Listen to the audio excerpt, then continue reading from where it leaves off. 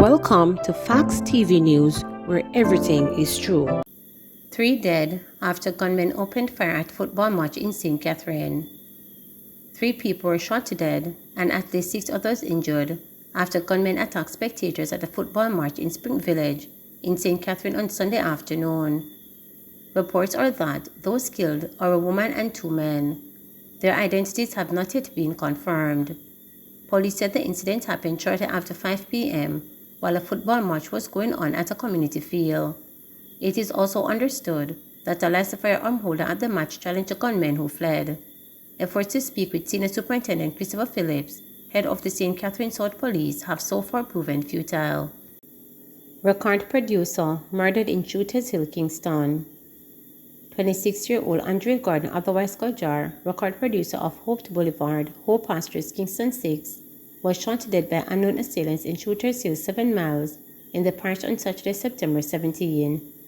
Reports from the Elston Road Police Station are that about 7:35 p.m., Gordon went to visit a friend and upon reaching the area, he was pounced upon and shot several times. He was taken to hospital where he was pronounced dead. Investigations continue, the police said. JPS investigating death of Westmoreland contractor. The Jamaica Public Service JPS says that it is investigating the death of a third-party contractor employed to Western Electrical and Construction Limited, who died from injuries sustained Friday afternoon, September 16. The JPS confirmed that preliminary reports are that the incident occurred in Shafton, Westmoreland, while the contractor was conducting upgrading work on the JPS power line. JPS is expressing profound sadness at his passing and expresses sincere condolences to his family, loved ones and colleagues at Western Electrical and Construction Limited, the JPS said in a statement Sunday afternoon. 34-year-old man gun victim in Westmoreland, Zozo. A 34-year-old man identified as Sean Johnson was shot to death by an unknown assailant at a vigil on Saturday night in Savannah Lamar South. Is the third reported murder which has taken place within the ongoing zones of Special Operations Zozo in the area. The incident took place on Darling Street, which is one of 3 communities placed under Zozo declared by Prime Minister Andrew Holness in January as a means of addressing rampant criminality. The other communities covered are Russia and Dexter Street. Reports from the police are that around 9 p.m., Johnson, a laborer, who is also known as English, was at a vigil when he was approached by an assailant who shot him multiple times. Johnson was taken to the hospital where he was pronounced dead. It is understood that the vigil was for a 15-year-old girl who was fatally shot at a house on Darling Street on September 8. On June 30, 17-year-old Jerry Francis, otherwise called G, of Rickett Street address, was gunned down in the community. Francis was found dead in a yard with multiple gunshot wounds to the upper body. The police say they have cleared up this case with the arrest and charge of an individual. The parish has recorded over 107 deaths since the start of the year. Man killed after allegedly robbing female biker in Westmoreland. A man was gunned down by unknown assailants after it was alleged that he robbed a sales representative of her motorcycle and purse along the Burgman Road in Little London, Westmoreland on Saturday morning. The deceased has been identified as 31-year-old Demon Semester, otherwise called Dean, and is unemployed of a Geneva District address Green Hill in the parish. Semester was shot to death along the St. Paul Main Road a few minutes after the robbery. He was later positively identified by the woman to the police to be the perpetrator who robbed her.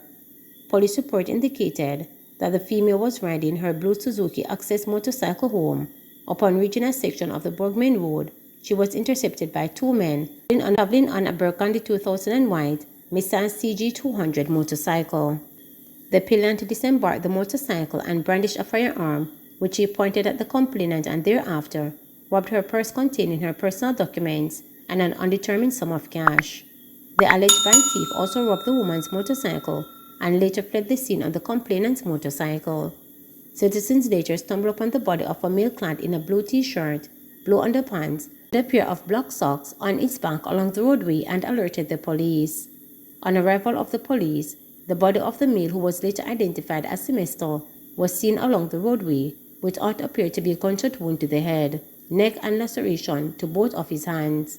He was next to a blue Access 125 Suzuki motorcycle and about 200 meters from the body Burgundy 2021 Nissan CG200 motorcycle was discovered abandoned along the roadway.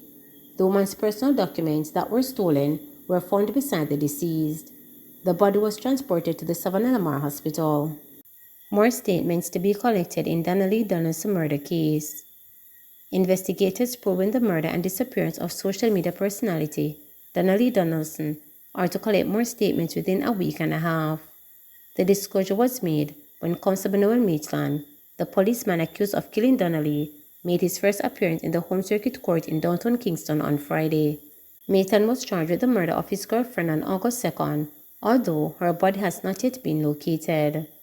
The 24-year-old, who was reported missing on July 13, was last seen in his company on July 11. The police believe that Donaldson was killed on July 12 between 4 p.m. and 8 p.m.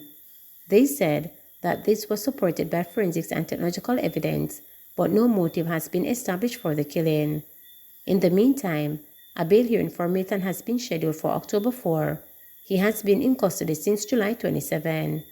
Presiding Judge Justice Bennett Graham Allen requested his antecedents, which should be submitted at the court registry by September 30.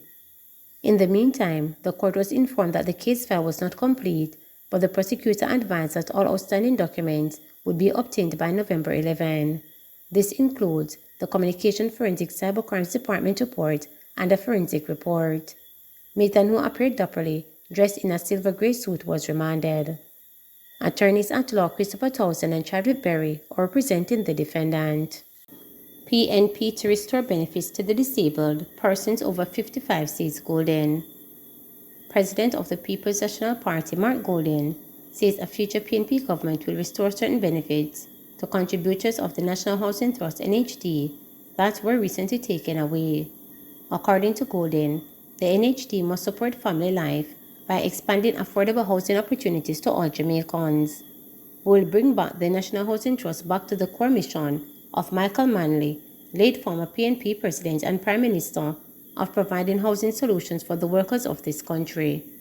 We will partner with the private sector to provide homes for our workers who would not otherwise own their own door key.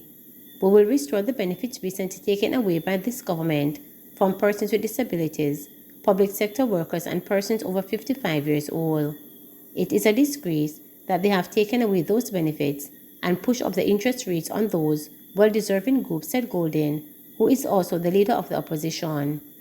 The NHT was accused of abandoning its core mandate of providing affordable housing when it placed on the market this year apartments in the Ruven Towers, a multi-story development on Ruven Avenue in New Kingston, with the starting price per unit above $27 million.